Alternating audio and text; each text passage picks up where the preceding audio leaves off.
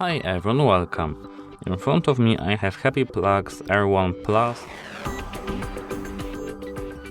and today I will show you how can you unpair them from your iPhone. Let's get started. Firstly, you have to remove them from our case, just like that.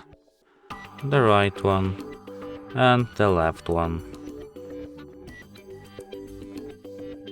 Now we have to scroll down to our control panel.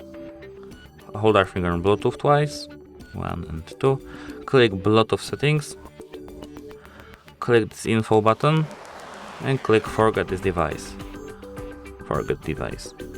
As you can see now, our device is forgotten and appears in R1 Plus other devices. That's it for today. Like and subscribe for more videos and hope it helps you. Goodbye.